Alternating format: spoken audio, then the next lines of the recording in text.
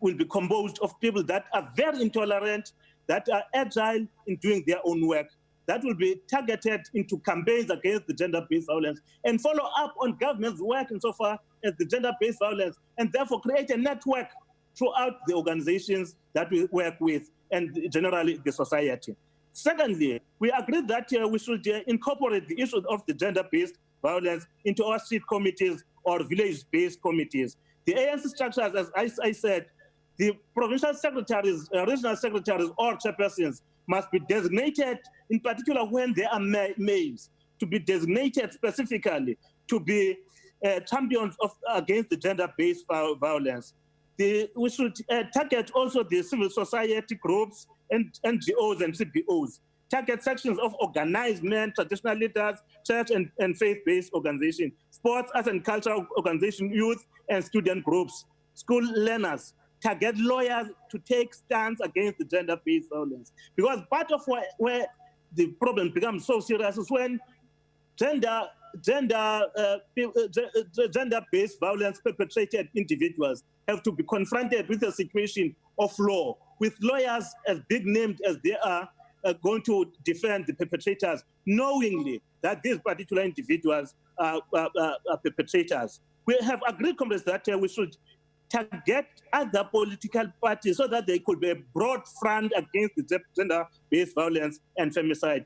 We said, comrades, government and SOEs must establish gender-sensitive machinery in the highest echelons of their offices that will be agile in dealing with the matter that relates to gender-based violence. We agreed, comrades, on the second aspect on renewal and reactivation of the existing institutional mechanisms, that the current institutional mechanisms on GBV, like the police courts, to centers, etc., have proven to be ineffective and dysfunctional. This part of the campaign will have to focus on auditing and revitalization and strengthening the capabilities within those particular centers and institutions so that they can have the necessary agility to deal with matters that relates to gender-based violence. Thank you, Dulama. We want to thank you. Thanks so much, Comrade Dulama Toby, with that good perspective and some real ideas that you have raised that we need to focus on. Without any waste of time, comrades, I'll move to the next speaker. And the speaker does not need any introduction on this topic because the Women's League, the ANC Women's League, has been playing a very pivotal role in terms of dealing with the gender-based violence, in terms of the roles of girls and boys. As we have this topic of gender-based violence, I am going to move on, comrades, and call on board the president of the ANC Women's League, that is Comrade Bathabile Dlamini. Comrade Bathabile, over to you.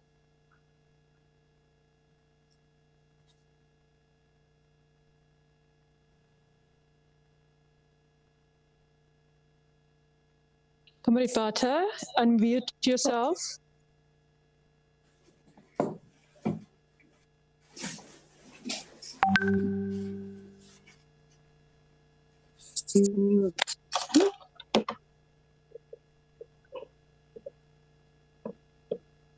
Proceed, Comrade Bata.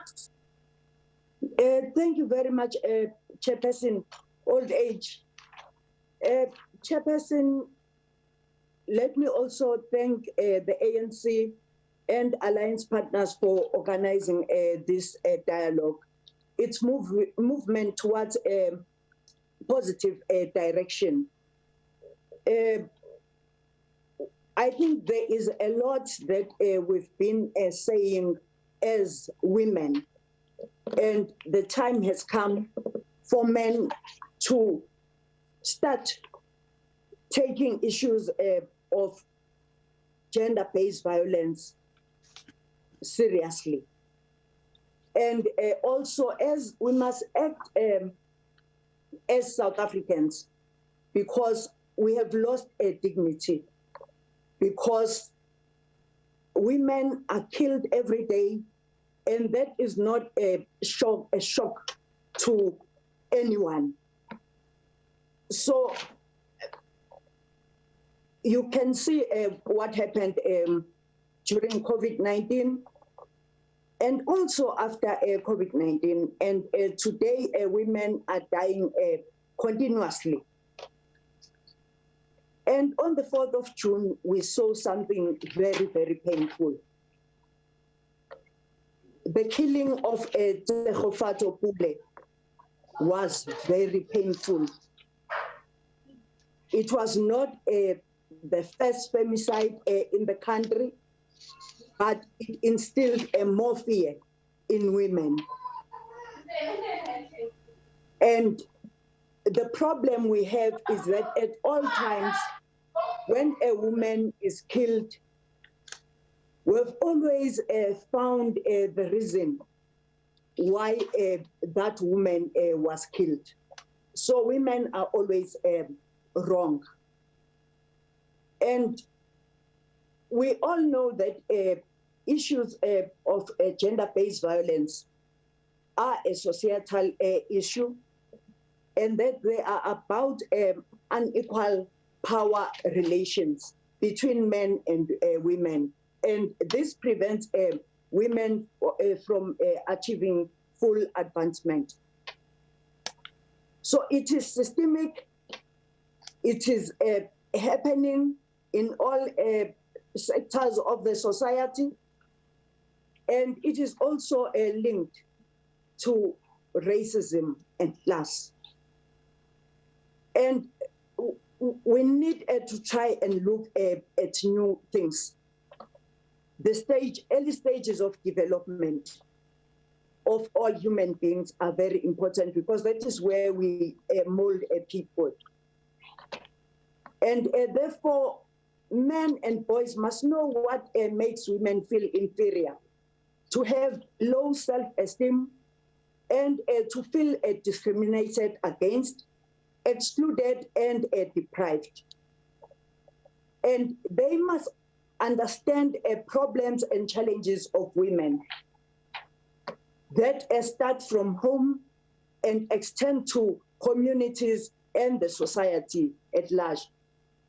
And the institutions that are pillars of patriarchy.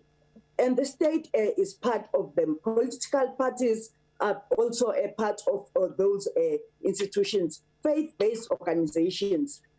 And so we are dealing with something that is structural and systemic. At home, girls are raped at a very early age. And this destroys the girl child emotionally, psychologically, and physically. Heavy domestic responsibilities that are given to girls that made them mini wives, the washing, cleaning, cooking, whilst the boy child is playing in the street. And the skewed cultural beliefs that are static. We all know that culture is dynamic, but our beliefs are very static. The challenges of female genital mutilation, ukuhlolwa kwamantombazane, and a society that is always worried about the behavior of girls and not boys.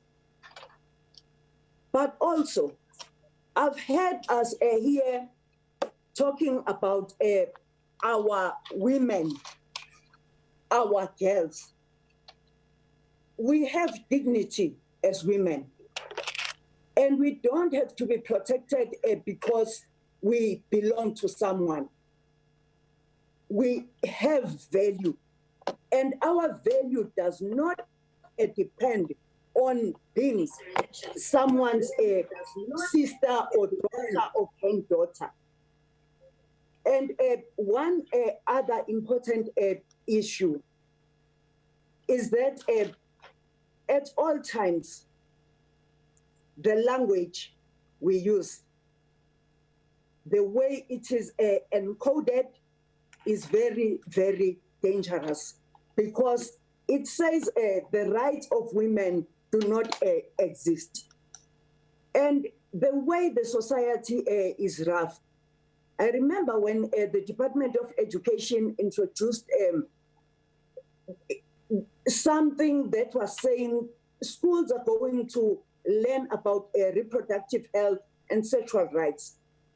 There was a huge fight and we all kept quiet when we knew that this is about the rights of young women and dignity and control over their bodies.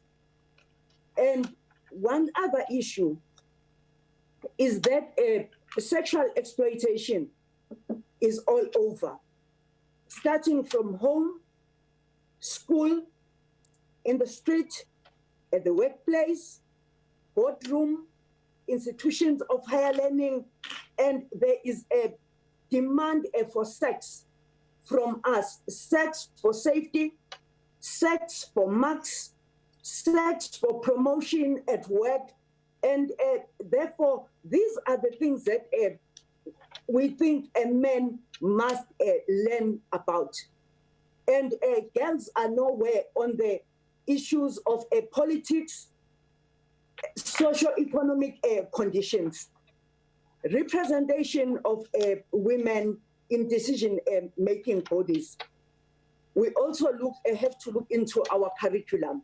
I agree, because the attitudes of teachers in schools and the material that is used is undermining to girls. And therefore, this must change. Sacred places where we've been pushing our children to, churches. Our children are raped there. They are groomed, and boys are sodomized there. And because we have our own beliefs and think the church is the safest place for our children, and they are abused there. I'm sorry, Comrade President, I will have to stop you. Thank you very much. Malibongwe, comrades, we have heard very well. The women have again spoken. I will thank you very much, Comrade President, and now move on to the first DGS, the Director General of the SACP, Comrade Solima Paela. He will be telling us about the work that also they've been doing in the Gender Coordination Commission of the SACP and outlining his issues around this matter. Over to Comrade Mapaela. Thank you very much, Comrade Joyce Moropa, our National Treasurer, and to greet all the leadership present here, especially the President of the ANC Women's League, and Comrade Jesse Duarte, the official of the ANC, and Comrade Boni Marekwa, the fellow program director, and all other comrades present. I think it's important that this program is launched. I agree fully with assertions that Comrade Lulamile highlighted. The Alliance has to claim its role properly in the struggle for a non-sexist South Africa and against gender-based violence, patriarchy, and sexism. I think maybe let me also use this opportunity, comrades, to pay tribute to first the few mothers that we lost in the last few days, who contributed immensely in our struggle, particularly even through their children. The mother of Comrade Jabu Mleketi, Geraldine Fraser Mleketi, Trevor Manuel, as well as Comrade Paul Mashatile. And of course, many women who died in recent time because of gender-based violence unleashed on them, particularly by men. And that these many women who died have arose on the movement, social consciousness. If you like, they've paid the supreme sacrifice. Not that for a movement like ours, we needed them to die before our consciousness can be aroused. It is important to appreciate that the value of life and to elevate the right to life in our country.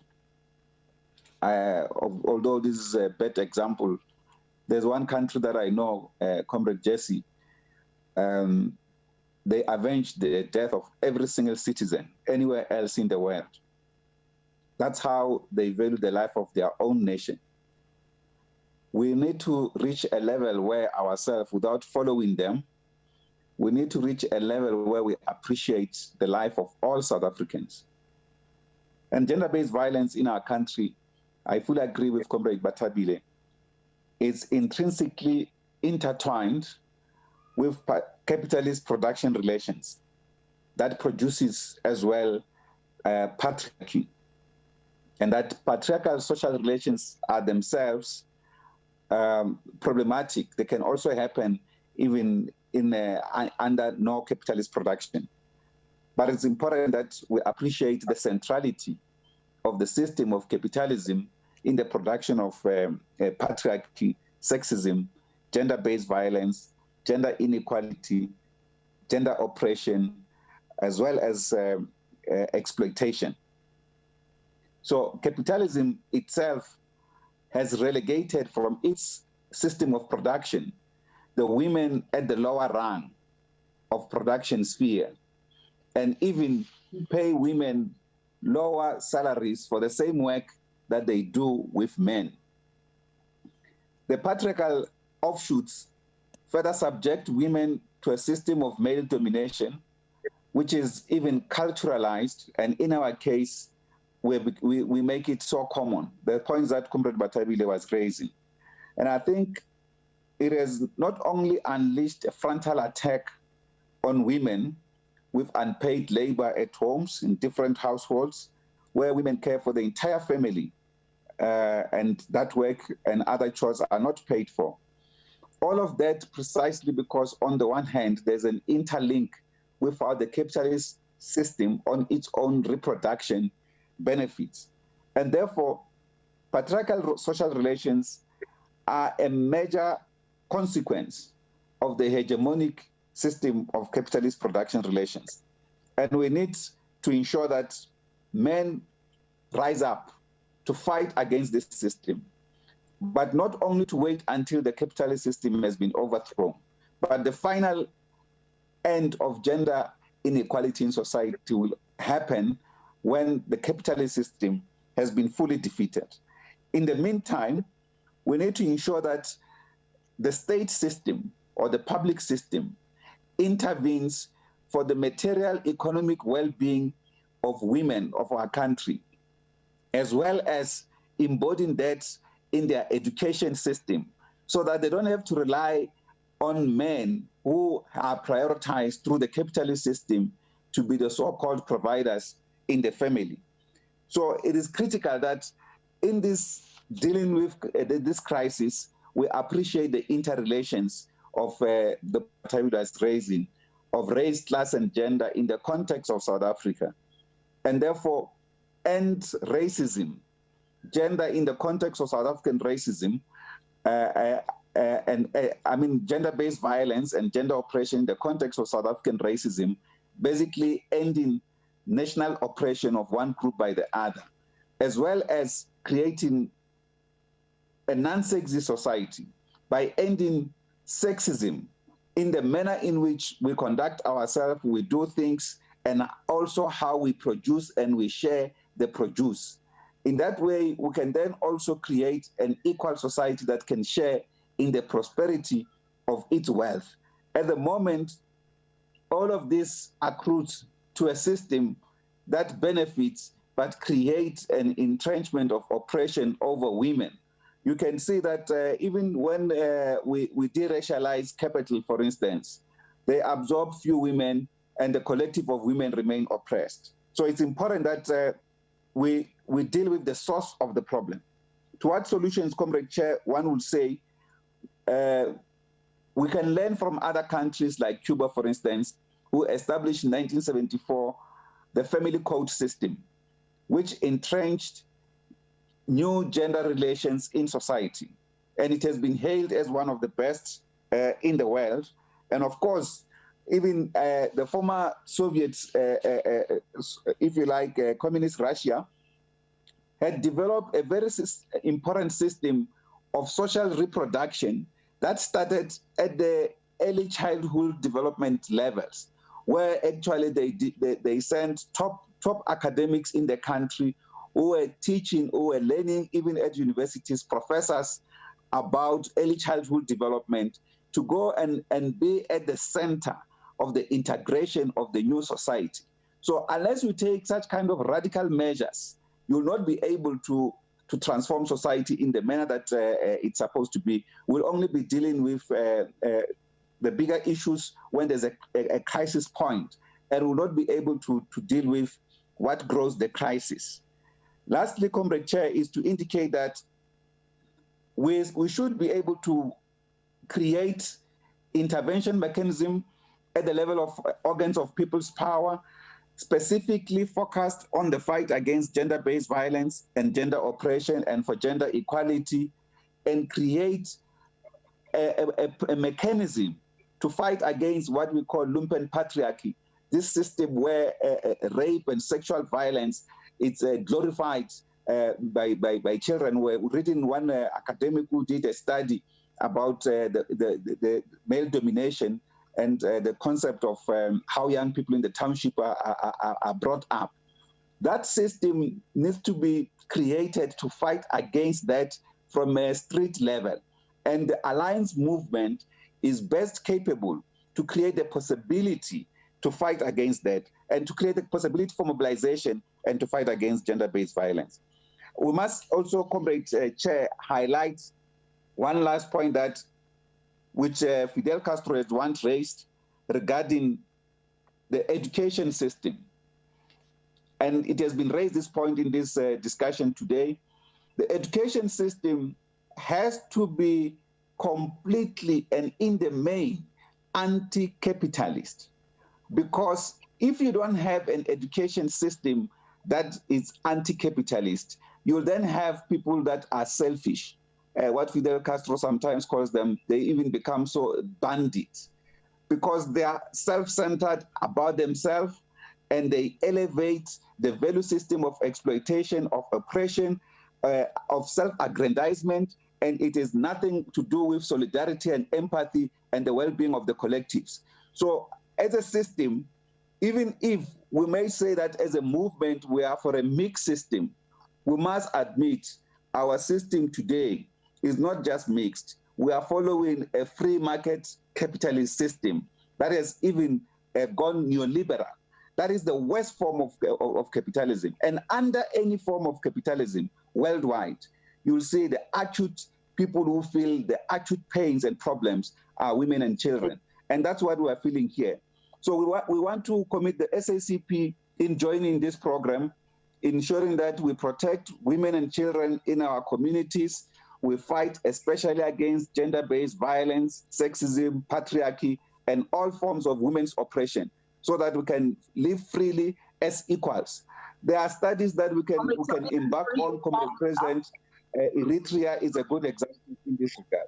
Thank you very much, Comrade Soli, for your very deep and insightful comments. I think that race, gender, class, the capitalist system, patriarchy, these are all joined at the hip.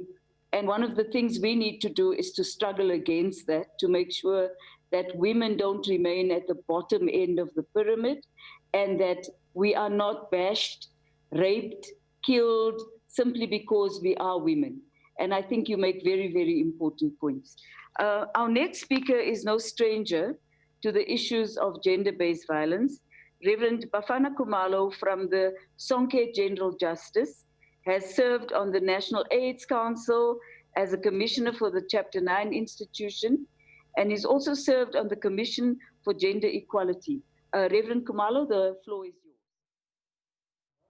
And what is going on there is dialogue between the alliance partners, the ANC, SACP and COSATU about gender-based violence in this country, the state thereof, and what they as a unit can do to help combat this from a policy perspective, and also action that they can take as individuals and as a collective, but what we as society can do to talk about this, also talking about the ills of patriarchy and how gender-based violence and rape in South Africa is generally glorified. That discussion continues. The president of the African National Congress, Cyril Ramaphosa, will address it later on. Hopefully we can bring that to you. But for now, let's go to the U.S., where the former United States National Security Advisor John Bolton has eviscerated President Donald Trump in his first major interview ahead of the release of his much-anticipated book about his time in the White House. Bolton said he wouldn't be voting for Trump this November, adding that he hoped he would be a one-term president. The room where it happened is due out tomorrow after a federal judge rejected. I thank you. Thank you very much, Bafana. Lead by example. And we are discussing what can be done by men and boys and what we can do to change the thinking in our society towards women. Comrade President, a few days ago when you addressed the nation, you said, as a man, as a father, as a husband, I am appalled at what is no less than a war being waged against the women and children of our country. At a time when the pandemic has left us all feeling vulnerable and uncertain, violence is being unleashed on women and children with a brutality that defies comprehension. Having listened to our esteemed panel and the inputs we received tonight, are they enough to help us chart a way forward on the role men and boys can play in this struggle? Comrade President, over to you.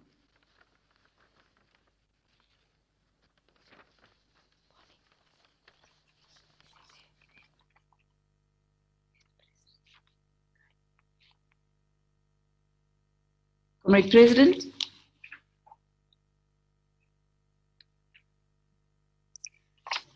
While we wait for the President to come online, what we can certainly agree is that all the speakers have had a very similar theme in what they've spoken about, and that is that ending gender-based violence is not the task of one or other group, but it is a societal task. It requires education to be reassessed and remodeled. It requires us to shift our thinking in many different ways. It requires us to unbundle the manner in which patriarchy has schooled us to believe that women have to kowtow down to, as Comrade Batabile said, job, sex for education, sex for a lift to go to town. Your body becomes a tool that other people want to use to gain access to you. Whereas in reality, our bodies are our own bodies. We can do with them as we decide to do with them and not as we are being told to do with them. So we're just waiting for the President to come online. And I must just say that some of the issues Comrade Bafana has raised are very thought-provoking. And these are the issues we should be able to mainstream in our discussions. But Comrade Solly makes the point that what we need to do is, to put it in simple language, mass mobilization on the ground. As also Comrade Nugai Toby was very, very practical and talked about what we need to do in our townships, in the villages, and in the cities.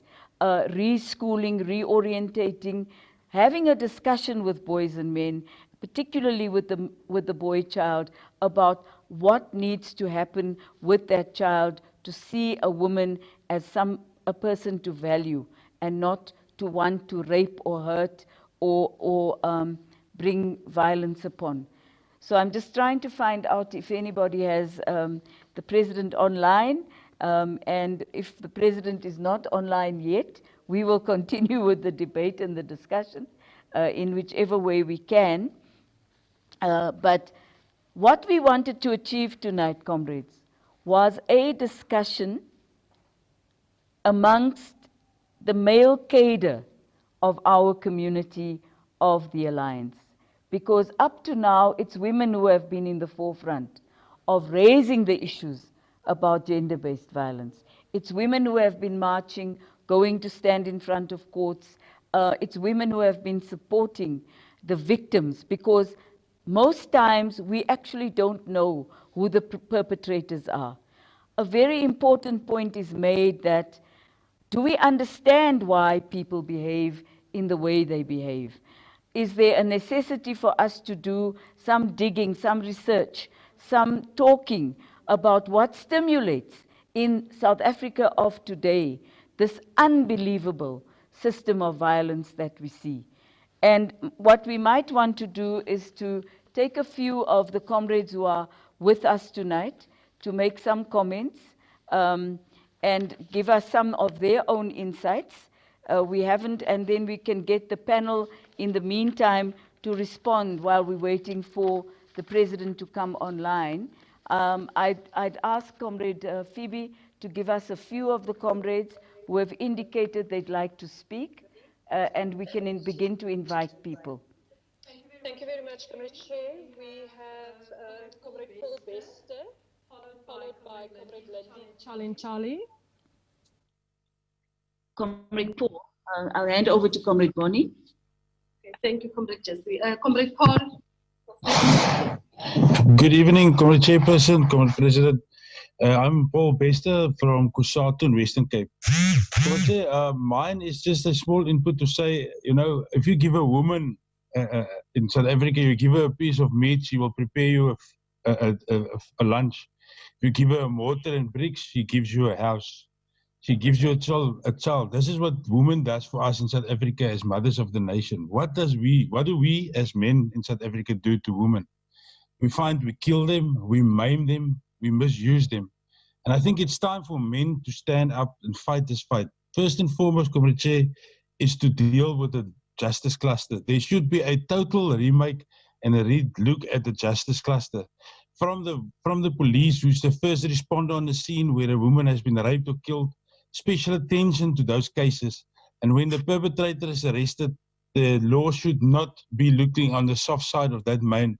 He should be put away for life, because we cannot allow this, that women and children in South Africa be killed and maimed by our men. So I request, and then listening to the high-level speakers that is here tonight, and listening to this, please take this to your constituency and your portfolio committees, comrades and ministers, and let's see that we can really look at the justice cluster so that this kind of a thing doesn't happen anymore. And if you do get caught, the law does not play with you. Thank you, Chair.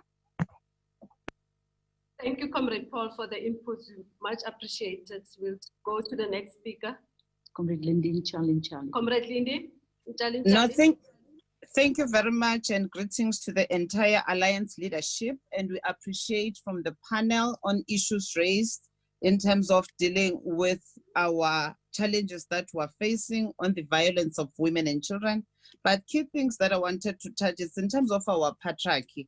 That is, Alliance partners, we should be dealing with the issue of patriarchy in all our structures, and we must also take that back to our society, because whatever that happens at the societal level, and that has manifested itself due to your economic issues, your economic empowerment of women, and I think it's a matter that makes most of these women vulnerable, and also the social systems which were in, where men hold more primary power and predominant in the roles of political leadership. And I think it's a matter that we should look into. And another critical matter that we should look into, the attitudes of our boys and our young men. There's a study that was conducted by the Global Health Action, Taylor and Francis Group, that went through and conducted a study on the attitudes. What they came out as the outcome of that, it was found that young boys' attitude was endorsing more gender, patriarchy, gender beliefs. That was very high, and that study was conducted at your grade 6 and boys and girls. It tells you that the key, it's at the home, at the primary school, at your ECD centers, where we would teach, and the tolerance of, in terms of your gender attitudes and tolerance. And the two last issues that I want to raise is in terms of your gender attitudes that are associated with your depression from our young boys, our young men, and that contributing factor of your mental health standing in the community. Because the killing, the violence that has been unleashed to our women and children, it is showing a sign of a society that needs medical, your mental health attention. And lastly, to the moderator, we must deal with the peer violence, because some of these boys, during their growing up, the peer violence within themselves has been a contributory factor towards this. And those are the issues that we must take back home. The attitudes. I've got 3 boys. I'm a mother of 3 boys. I don't have girls, but I must teach my own boys that you must wash the dishes, you must clean, you must do. We must not domesticate young girls, and young boys are our kings. So that's the contribution that we wanted to. Thank you. Thank you very much for the answers and forming our way forward. Thank you very much. And head over to the we can take 2 more speakers. We have Comrade Zakaria Tolo and Comrade Chauke. Comrade Zaid. Thank you so much, Comrade Phoebe. My own contribution, comrades, is to really appreciate this discussion. And I think we must congratulate comrades who initiated this, because some of us are in deep pain, both as husbands and as fathers of beautiful girls. The first point that I would like to make is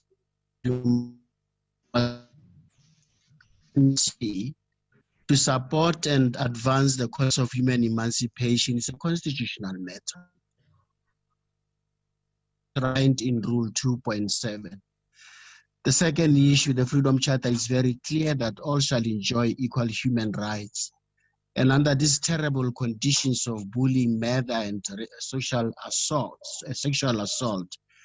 women in our country are therefore not enjoying the rights as pronounced on by the Constitution. My suggestion is that we need to think seriously, comrades, of organizing a national indaba, where we can consolidate all the inputs that have been made tonight, for instance, and invite other societal groupings to participate in that, so that the outcome of that indaba can culminate into a national program of action, which will cover and mobilize the entire society. We should also recall Comrade Oliver Tambo's word, where he said, the emancipation of women is not a women's problem. It is actually the problem for all of us. He also said that men themselves, the perpetrators, they also need to be liberated. And I think as we formulated that strategy and their approach, we must always keep those in mind, that the perpetrator himself is enslaved and needs to be liberated. Thank you, Comrade Chair. Thank you, Comrade. We'll call the next speaker, Comrade Chauke.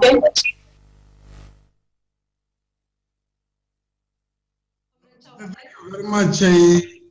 Thank you very much, Comrade Chair, and let me appreciate the initiators of this debate, the African National Congress, the leader of the society.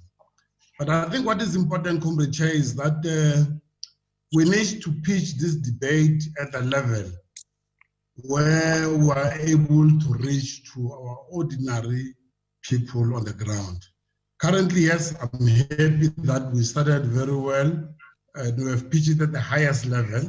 The target here is a man there in the squatter camp, a boy there in the village, a man there in the township that we must talk to. And therefore, I think we're making this debate. I was very excited earlier when I watched television and I saw that this was live on television, especially the SABC, the public broadcaster. But immediately it then turned off.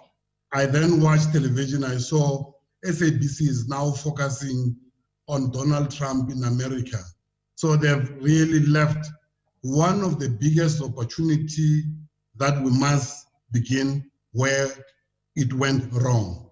And I think with this debate, Comrade Chair, we must never miss a point that at some point before the arrival of the colonizers, there was a family life. A man was respected. A man took care of his family. His boys learned from their father. There were family values.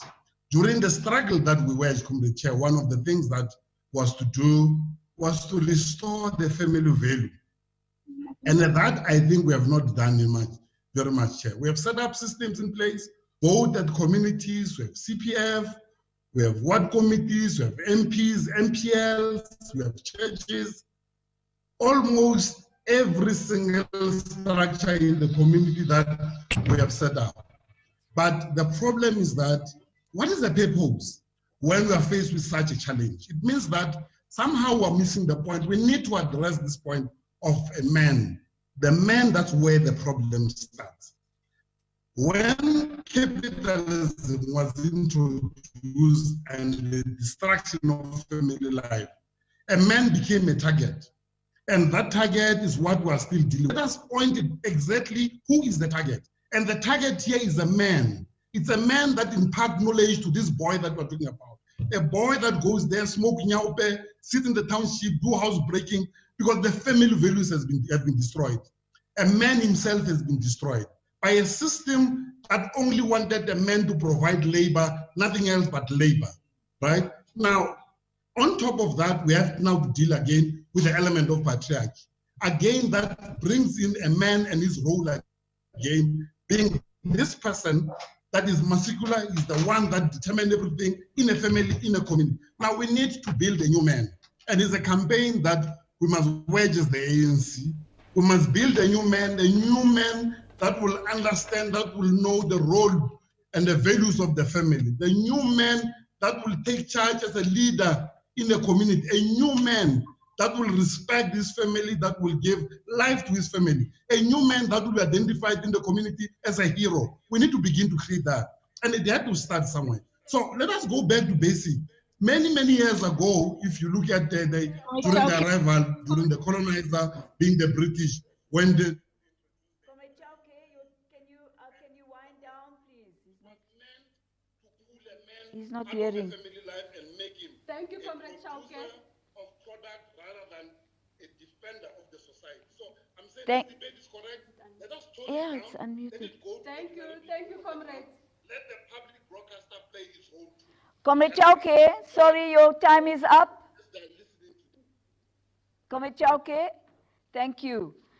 Comrades, the President has joined us, and we will now invite the President to make his remarks.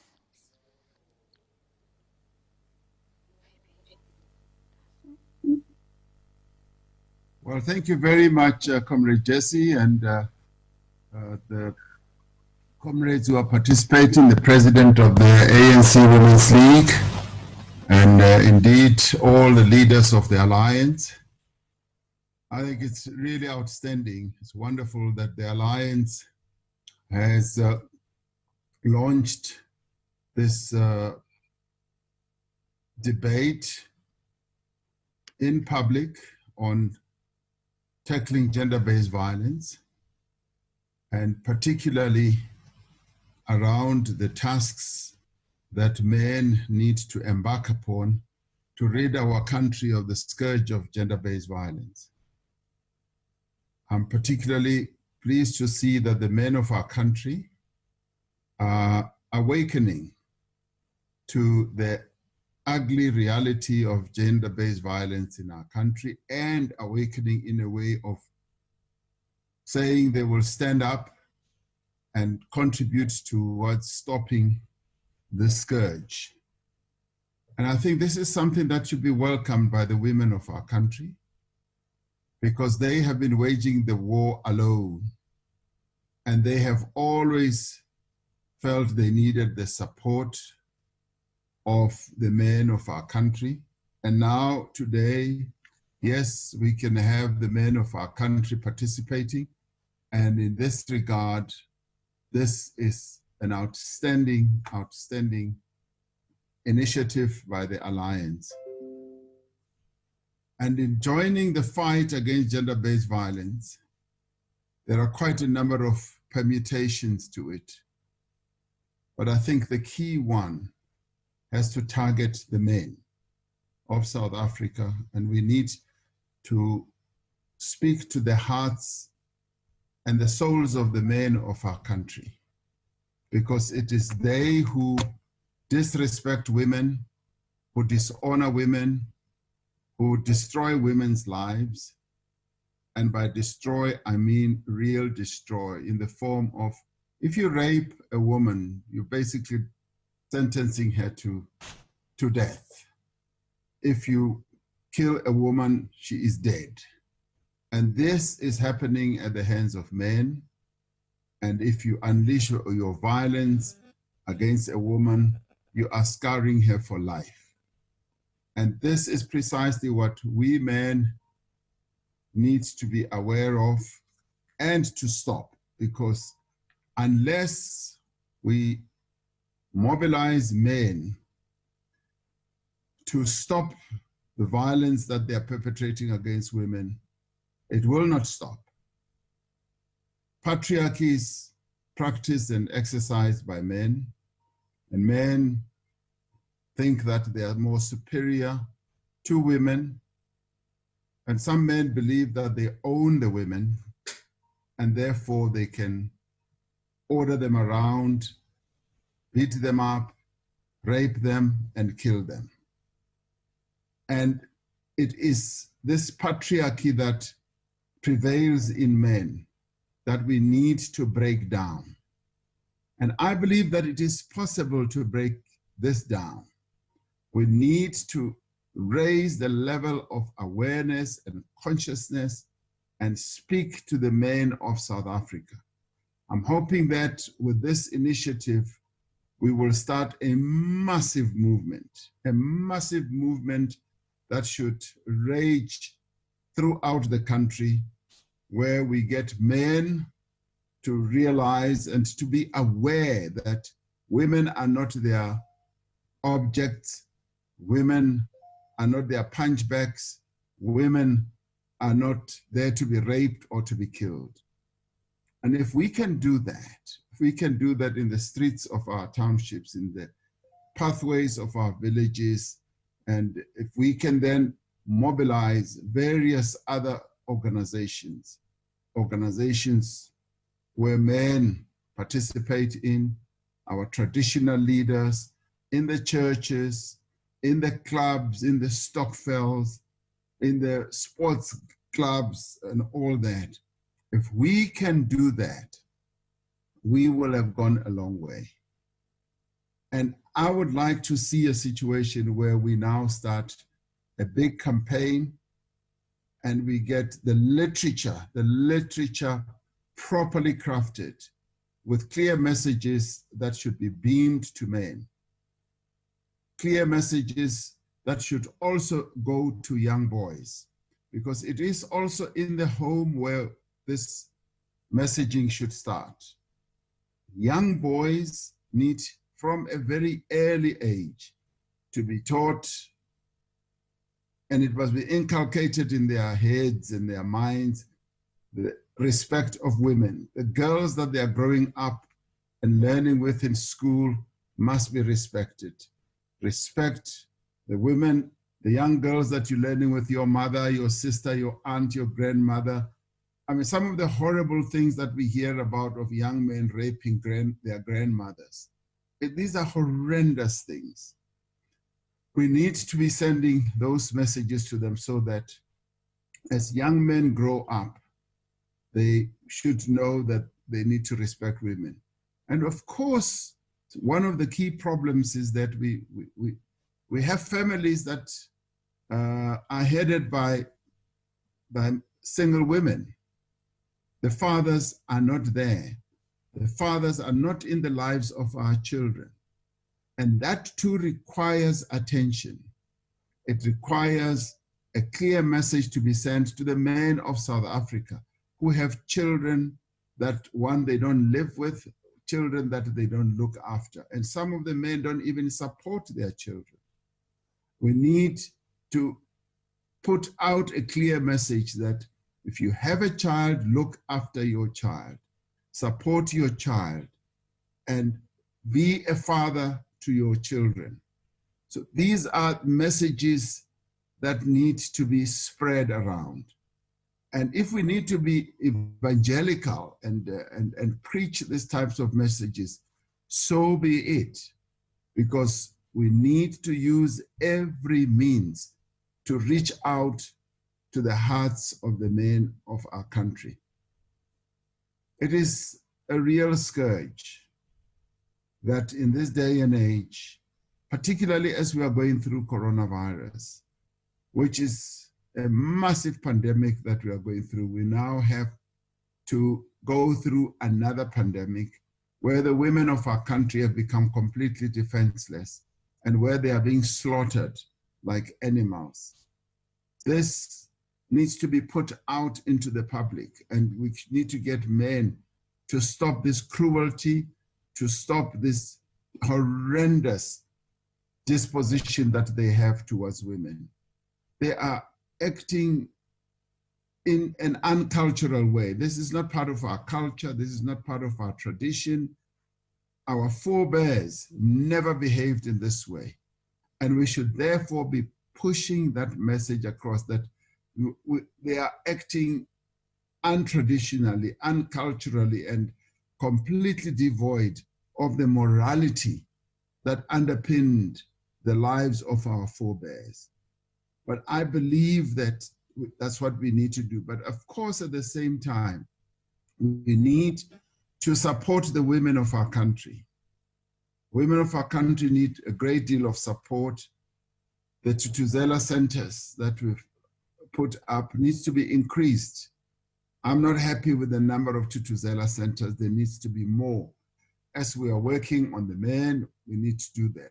But also we need to be focusing on economically empowering the women of our country. Some of the women stay forever in violent relationships because they have no other way economically to fend for themselves and their children. So the empowerment of women is top priority. That is why we've highlighted it as top priority in government, and we're going to be pushing that. We need to ensure that women of our country become properly skilled, properly empowered, so that they can stand up on their own 2 feet and be able to walk away from relationships that are abusive, that are violent, that could even lead to their deaths. So that is another thrust. But as we do that, the empowerment of young girls at institutions of learning, at university, at colleges, and even at high school is another important area that we need to focus on. And we need to be spreading the message also to our educators, because that's where they also need to make an intervention. And the systems that we've got in our institutions of learning must also be supportive. We must be able to have systems that will detect possible abuse of young women at institutions of learning. And the same thing must happen in the workplace. Workplace, that's where women are also abused quite seriously. Sexual harassment is quite often the order of the day in many companies. And that is why we are saying companies must have sexual harassment policies. They must also be companies that will be able to lead the process of conscientizing their employees, especially men. And we've known of women who work in certain situations where they are physically harassed at work. Sometimes it happens in the mines, underground. Sometimes it happens in the office. Sometimes it happens when people are traveling on work projects and all that. And so therefore, we must heighten the message. And in a way, it needs to be made clear that you harass a woman sexually, you beat up a woman, you rape a woman, the consequences are going to be very harsh. It is for that reason that I've supported very, very strongly that when a man has been arrested for rape, for killing, and even for assault, they must not be given bail. And when men know that, I do believe that they will stop in their tracks. They will stop in their tracks and not be able to do that. But we must also deal with another aspect. Our society is largely traumatized by all the terrible things that we've inherited from apartheid. Apart from poverty and inequality and unemployment, there's just also just the violent environment that our people live in. And that's why we've been saying that we want socio-analysis people to be in place, your social workers, your supportive, other socio-analytical skilled people or experts to be in place. I want all the social workers who are unemployed right now to be brought into employment, because there are many wounds, there are many scars in our society, and some of them manifest themselves in all these terrible things that are happening to our women. And women also need to be supported. When a woman is violated, when a woman is abused, they need a professional to be on hand at short notice to be able to come and assist them. But we also need to get those people to spend time with men in groups, and so that we can pass on the message. So our task is huge. But I'd like to thank the ANC Women's League, the Young Women's League of the ANC desk, who have stood up and raised this issue very sharply. I'm very, very, very appreciative of the work that our ministry is doing of women, for youth, as well as disabled people is doing.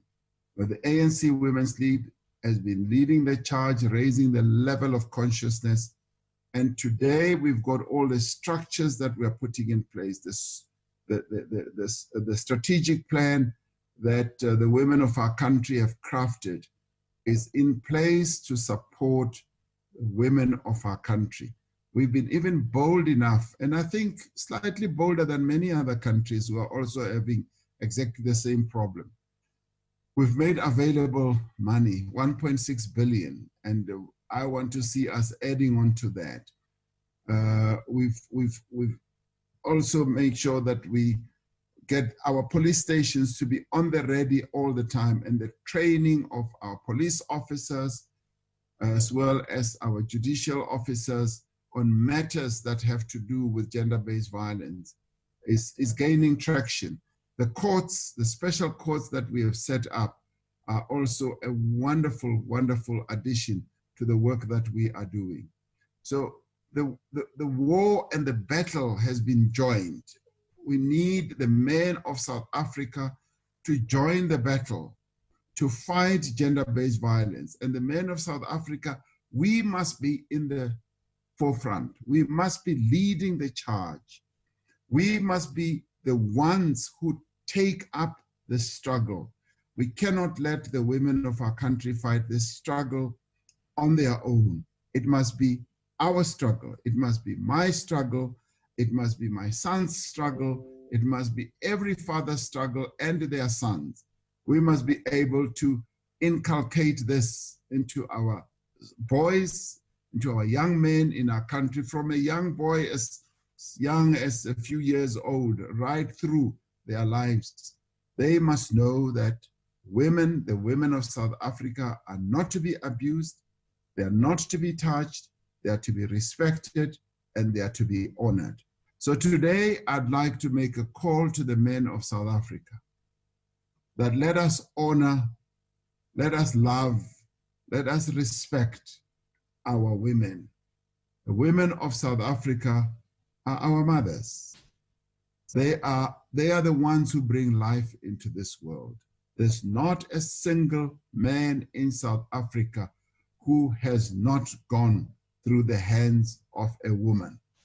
We were all born by women, and our task must be to respect them. We should literally go on our knees and respect the women of our country. I was touched and moved when I saw the men yesterday on their knees in the march. That to me was most touching, because that is where we've got to be as the men of our country. That is where we belong, respecting the women of our country. So today is a great day, and I am appreciative of this effort that has been embarked upon. So thank you very much, DSG. Thank you very much, President of the ANC Women's League, and everyone else. Thank you. Thank you, President. Thank you very much, Comrade President, for that good summary on the issues and recommendations from our panel, as well as what needs to be done going forward. I think all the inputs are assisting us sitting here tonight that as a country, we need to take a lot in terms of men leading and assisting in supporting within the fight against gender-based violence in our societies, President. Thank you very much. And also, President, gathered here this evening in this visual platform, we have close to 500 of ANC, COSATU, and SACP provincial and regional leadership from across the country. They have listened to the inputs from the panel as well as the inputs from the President. The comrades who are part of this discussion this evening have their own experiences, Comrade President, as men and women, as leaders and activists, but also as brothers, as fathers, as well as mothers and sisters. So all the inputs that have been made are charting a way forward in terms of our recommendations coming out of this platform. Enough is enough, and action must be taken, and all men must be on board. Thank you very much, Mr. Comrade President. We will now open the floor for the conversation and call the following speakers to introduce.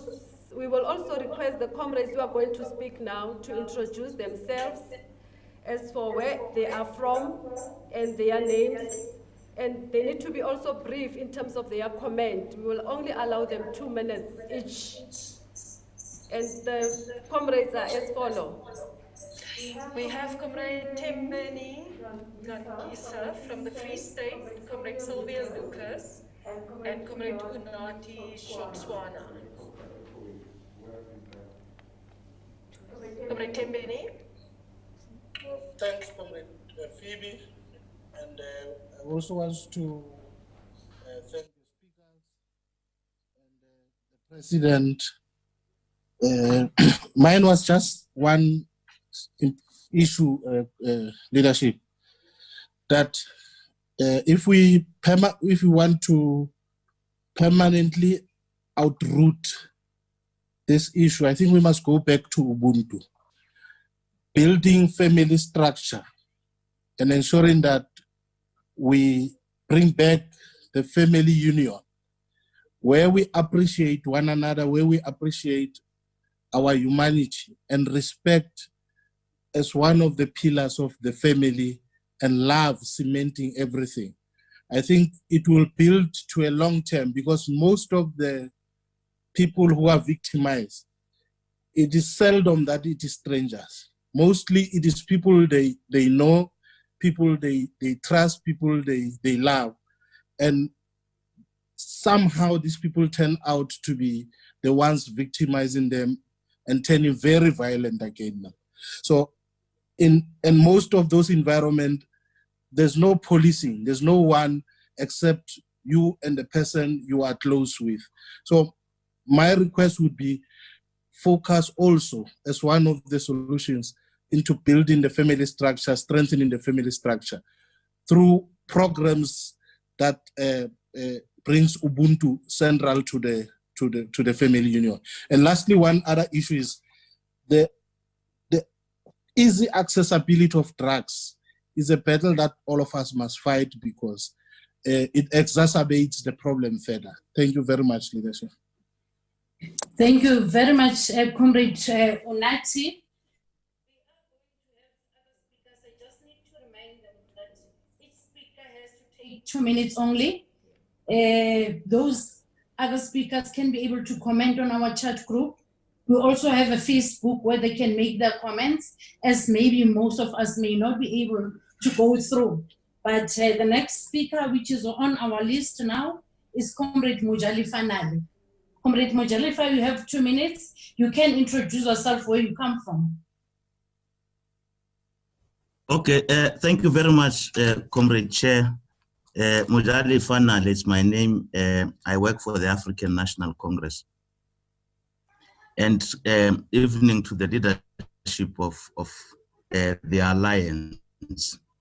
Chair, well, I know that I might not have the authority to do so, but I just feel that I must say, as part of owning up on behalf of this gender, we apologize to all women out there for the things that these other men are doing.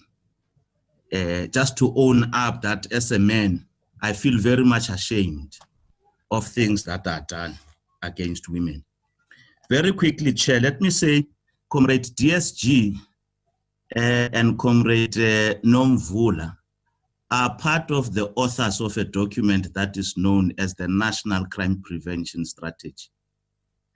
Now, when the National Crime Prevention Strategy was visualized, one of the pillars, Comrade Chair, was what was called environmental design.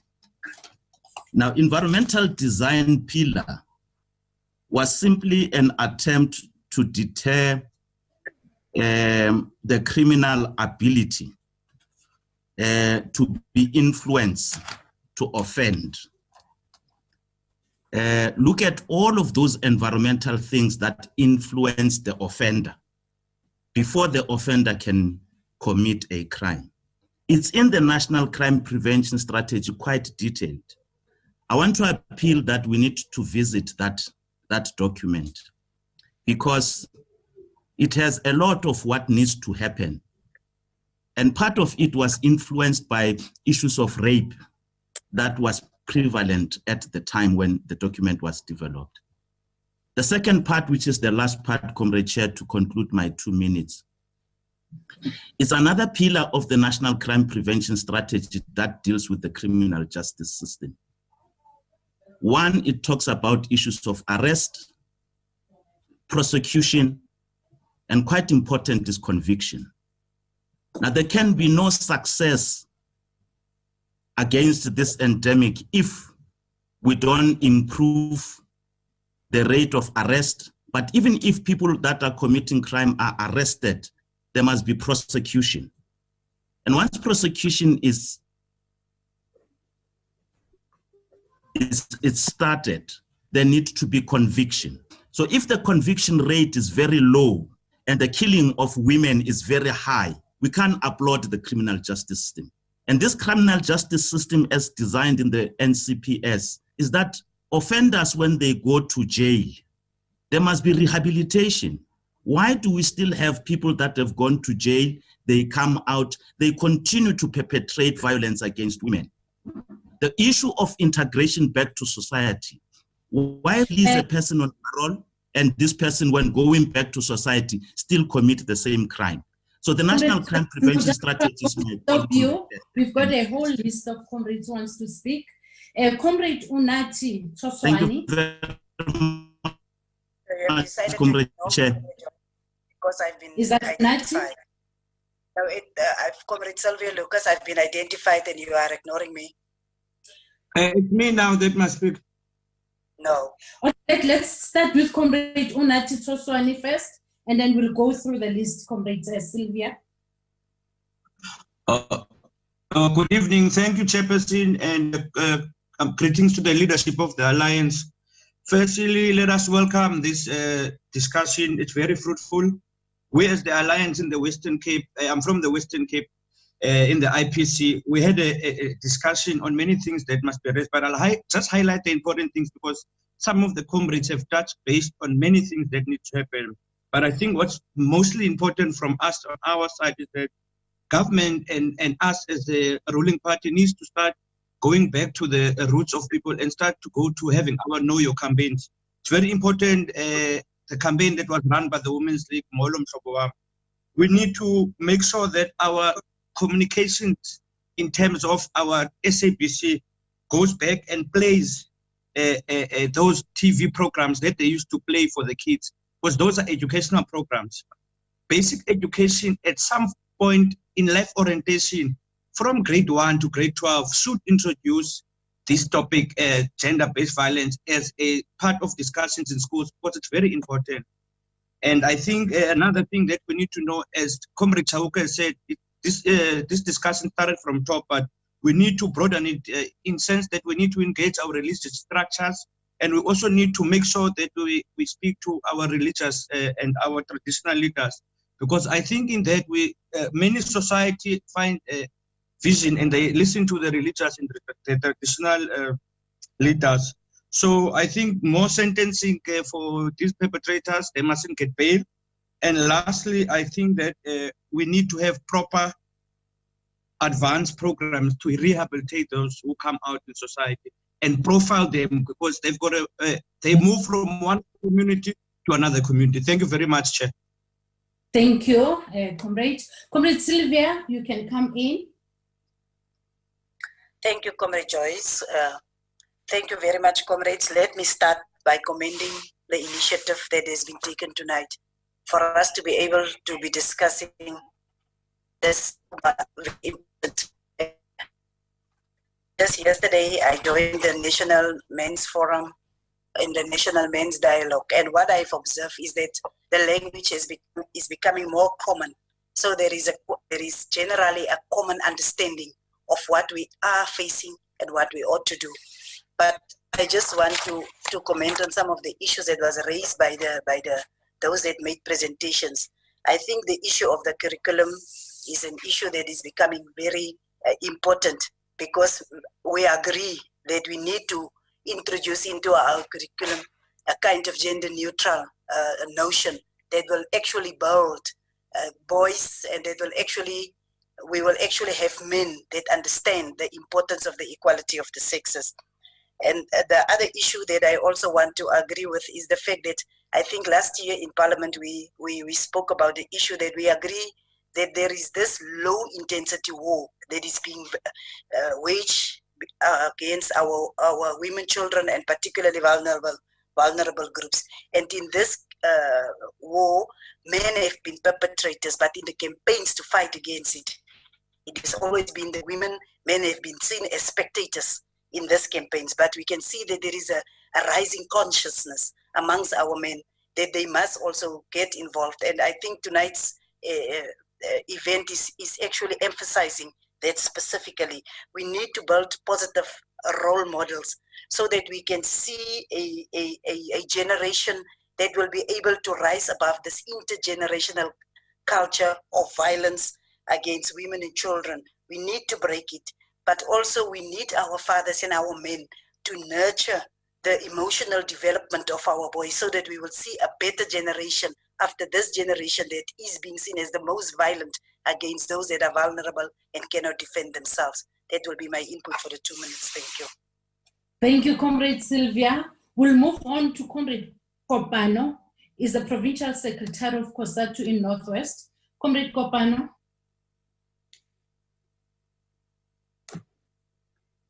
Two minutes for you, Comrade Kopano.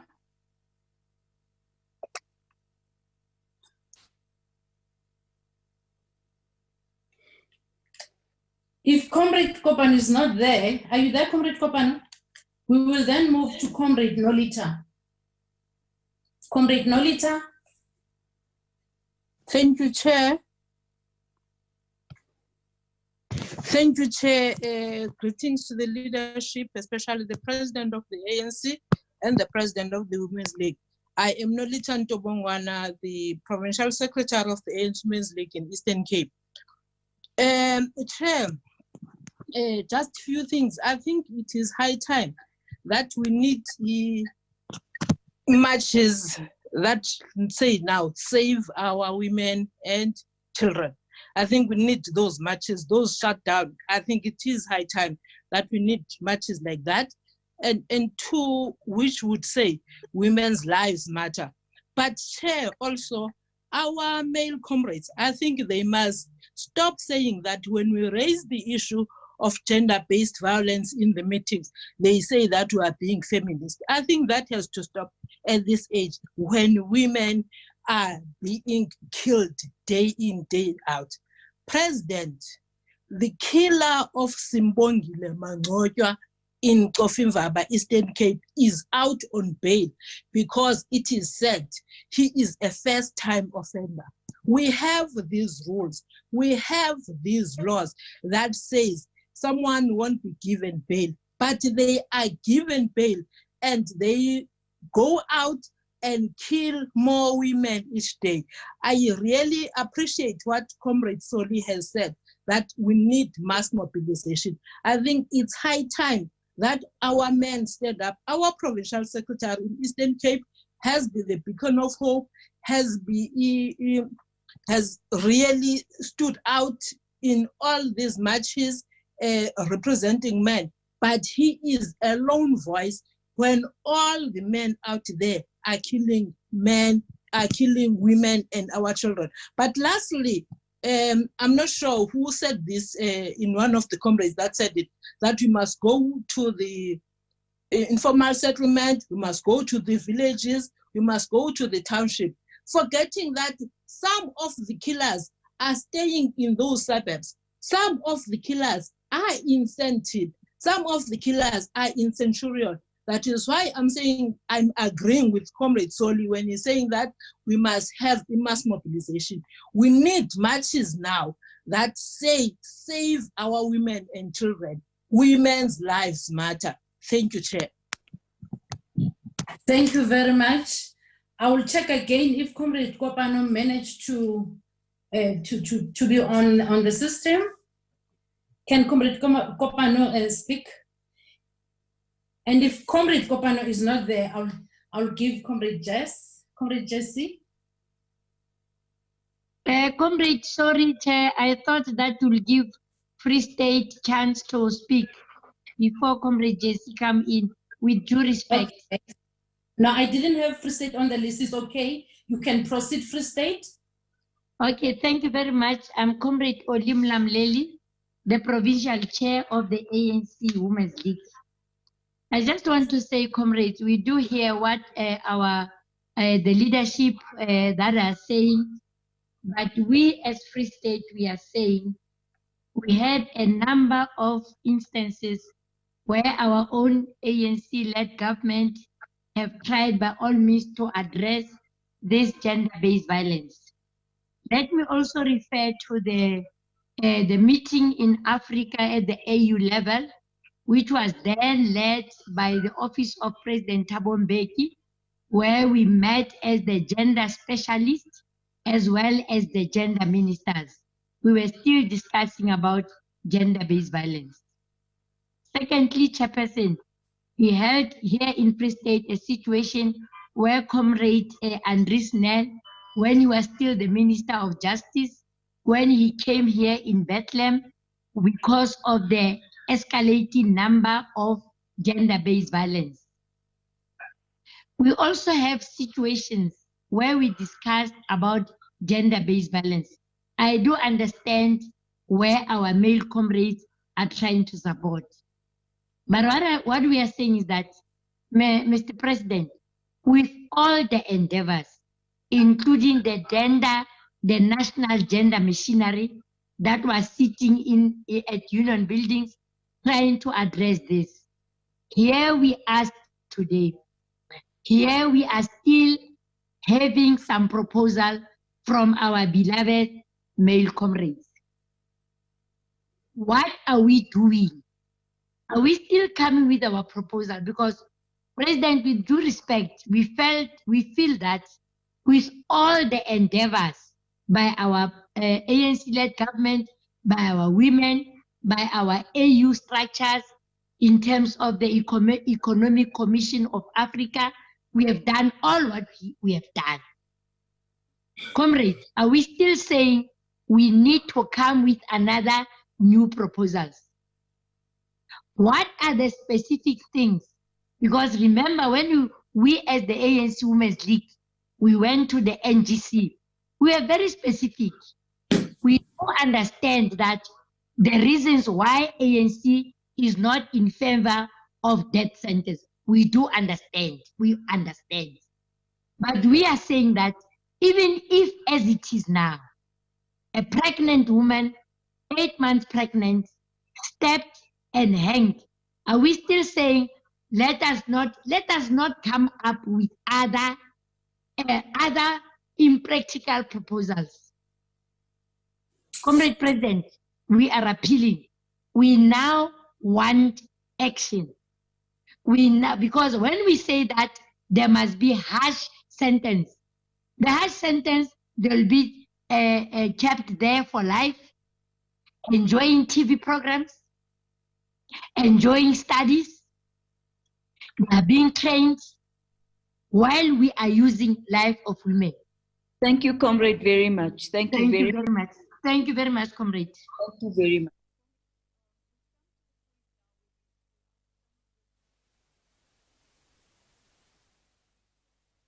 For 2 minutes only, we're really running out of time.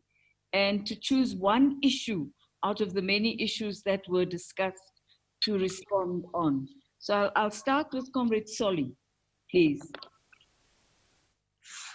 Yeah, thank you very much, DSG, and thanks to Comrade President for joining the program. We will certainly appreciate this question of the national endeavor, which I think is a brilliant idea in our broad mobilization. We can cascade it across all levels and run it in a broad front manner that is not just purely alliance, but broad in society so that every other member of our society gets involved in the fight against women abuse and gender-based violence specifically. Thank you very much. Thank you, Comrade Solly. Comrade Tabile? Are you still with us? Yes, I'm still here, Comrade. I think the issue that I want to touch on is how we shape our curriculum. If you look carefully at the system of China, China has defined the type of curriculum that they want and the type of youth that they want to produce. So when you look at South Africa, young boys and girls are still reading about what a girl is expected to do in society, what a boy is expected to do in society. I think if we shape that the curriculum is presented and the curriculum that the students receive, it's very important, and also helping to shape the society that we want, and also improving services that are provided there for survivors. For example, who really goes back to the community and makes sure that the people that get protection orders actually are protected, because opening a protection order is actually a cry for help, but who then does a follow-up to actually ensure that those people are safe? No one does that. Who provides mental and psychological support for people that undergo cases of gender-based violence?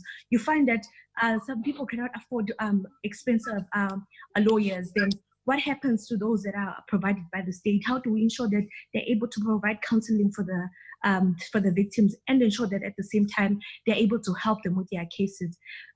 Funding campaigns such as raising awareness, funding programs that are available in our communities that support gender-based violence awareness, and also conscientize society and young people into understanding that we are living in a society where the life of a woman is in serious danger in South Africa. And how do we ensure that we create a space for them, for young girls to be able to grow, for young girls to be able to and be involved in the society. Also, thank you. Thank you. Sorry, Comrade Tulani.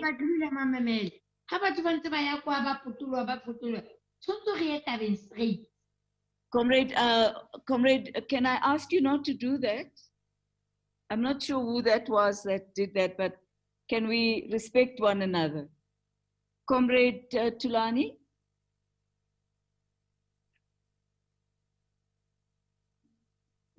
Thank you very much.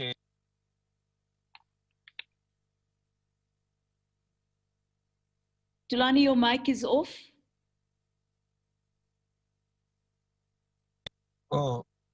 technology, and I wonder because I'm still young. Thank you, DSG. We want to also welcome the president in our meeting. I will support very strongly the issue of the Indaba, and majority we must target men.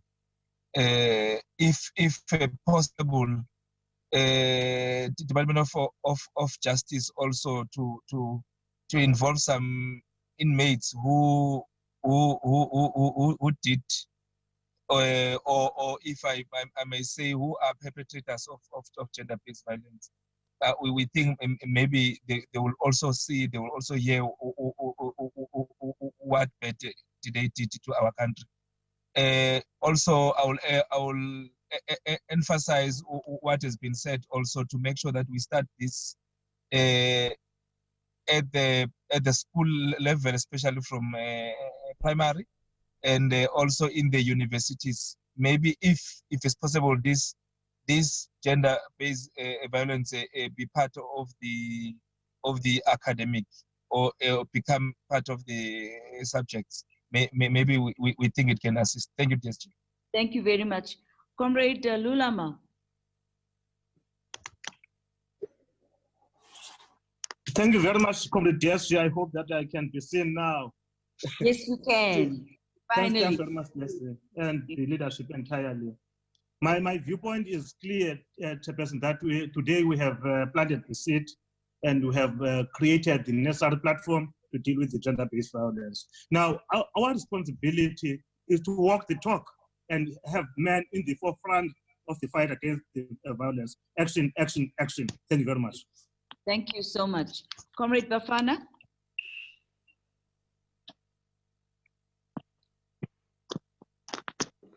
Thank you very much, Comrade Jesse. We will be aware that with the South African Council of Churches, the South African Catholic Bishops Conference on Sunday, we launched a massive program that is targeting faith leaders, male faith leaders, to begin to engage on reviewing the narrative about what it means to be a man in South Africa.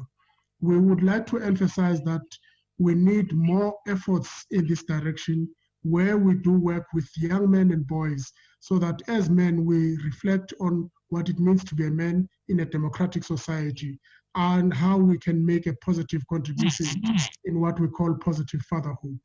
And this effort will be rolling out and including other sectors of society that have shown interest in this intervention. We think through these kinds of effort, in allyship with the women's sector, we will be able to make the change that we require in our society. Thank you. Comrades, unfortunately, the President has had to leave to prepare for tomorrow's program, but he's made a proposal that we need to do some more work, and we need to continue with the conversation. That brings us to the end of this conversation, which has really been long overdue. Many thanks to Comrade President and to our esteemed panelists, leadership of the Alliance, provincial and regional leadership, and my fellow moderators, and all who joined us today for this important conversation. It must continue, but it must continue in a very real way, in all the branches of the ANC, at the shop steward councils of COSATU, at all the meetings of the party districts throughout the country, in universities and communities, in our churches, mosques, and other places of prayer, in our homes, as well as when we speak to our friends and family and loved ones. The only way we can actually conscientize our entire country is to continue to talk about how women must be protected, and how children must be protected, and how stop the violence against women and children, because if we don't, we are actually ending the future in itself. It's a defeatist thing that we are doing by killing women, by murdering children, throwing them into washing baskets. It's something that we as a society have to stop. And the only way we can stop it is, yes, talking to each other here, but it's actually time to do footwork as well. We need to get to the ground, we need to talk to people in their homes, in the streets, block committees, street committees. It's time to use this as an activation point to actually build a solid nation. So comrades, we need to make the circle bigger, and we want to thank you all for participating tonight. Thank you very much, comrades. Amandla, Malibongwe. Thank you.